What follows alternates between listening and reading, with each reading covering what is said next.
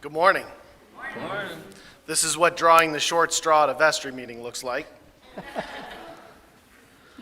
A wise man once said, there's a fine line between a long sermon and a hostage situation. Father Richard did his part. I asked for 30 minutes. Doug rolled his eyes and said, you got 5? So we'll try and keep it quick. First, if you don't already know, my name's Jason Ulrich. I'm one of the 2 wardens on your vestry. Chuck O'Rourke, who actually bolted to the kitchen, was here. We also have Jeff in the back there. He's also one of our vestry members, so I just wanted to point those out. There are 2 others that are not here. They typically go to the first service. So change is a simple word with a difficult meaning. And St. Luke and St. Peter has seen its share of change in the last 18 months. Some of it, is COVID related. Some of it happened just before COVID, which actually turned out to be quite a blessing for us because we were able to weather the COVID storm without having to financially support a rector. So early in 2021, we were blessed to bring on Father Richard, who is a part-time interim rector at a very part-time price. We've been able to add new internet that just got released basically this last week. That internet was a pretty significant cost that needed to be taken care of for a while. We asked and we were blessed. Arts Thereafter covered 2/3 of the cost of that internet upgrade, and Victoria and the preschool donated as well. Your vestry has undergone some changes, new members, but also we've started to look towards the future and try and figure out how we can grow St. Luke and St. Peter, how we can improve our campus, and how we can do some of the needed upgrades that have been necessary for quite some time. At our last vestry meeting, the vestry voted to go ahead and approve a new purchase and building to continue to extend the Arts Thereafter campus. This building will add rental income that will help cover or fully cover the cost of the stuff I'm going to talk about next. Also, with this new building, it will extend our partnership with them for a longer time period. Many of you noticed the land clearing. Some of you were thrilled. Some of you didn't like to see the loss of the trees.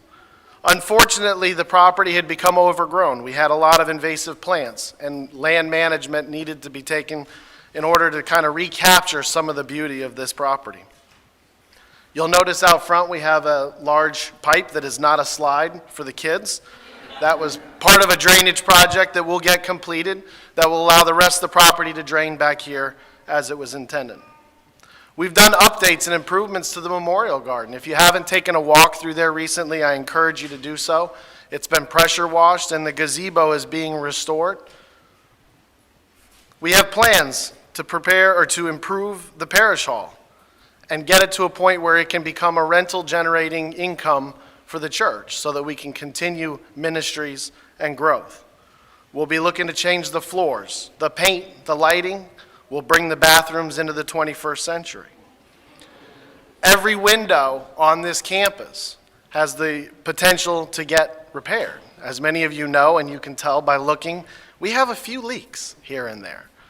The glass will all get removed, the seals replaced, new caulking, and put back in. Here in the sanctuary, as was demonstrated earlier during some singing, we need an upgrade to our sound system. It's not the greatest. This carpet has seen better days, and our air conditioning also could use an upgrade. So you're looking at me and you're saying everything that guy just outlined is great, but who's going to pay for it?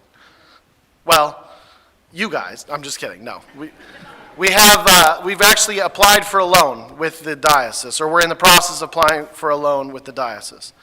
Some of the stuff that we've already done is actually money from restricted funds that's been sitting there that was intended for that use. Some of the money that we've spent was money that we were able to put into savings during COVID when we weren't paying a full-time rector. But the great thing about it is that God continues to provide. The loan amount will be covered by the rental income just from Arts Thereafter, meaning technically there'll be no long-term cost directly to the church to make these necessary upgrades. We also have some exciting ideas for some new services.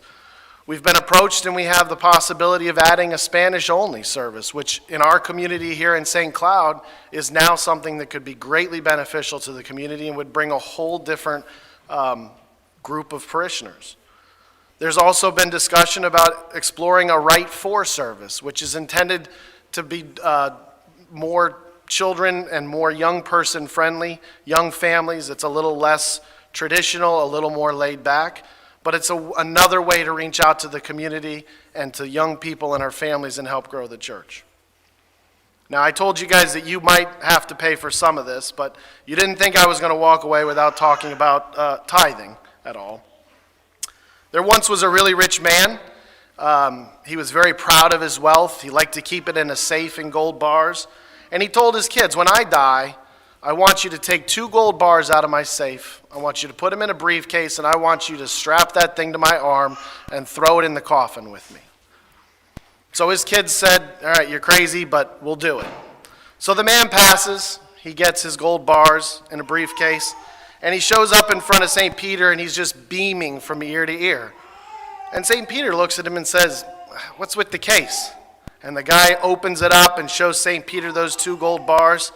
And St. Peter looks back at him and grins and says, you brought pavers. Easy segue to talk about tithing, right? Year to date, the church is very healthy. We have done an excellent job. You have done an excellent job of tithing and pledging. However, July and August have been a little low, which is not uncommon, but I would remind you that the church's bills don't go on summer vacation like your families and the kids. So please continue to honor your pledges and pass your tithes on. Everything that we need to do revolves around still being able to function in a healthy financial way. So in ending, whether you're the kind of person who welcomes change, as long as nothing is altered or different, or if you're the kind of person who changes their socks 2 times a day just to mix it up, I believe we have something here for everybody. What hasn't changed is the people. When you call the church office, you still get a British accent. Jackie's still answering the phones. When you come up here Monday through Friday, you still see a healthy, growing preschool with a lot of kids, some of which are graduated from high school and are going to college. You see Bailey in the youth group.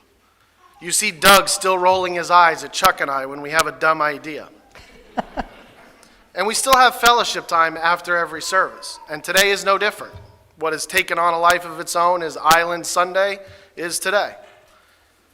And so I encourage you to take the time to join us afterwards, because what will never change is that we believe that we were called to build relationships through Christ-centered love.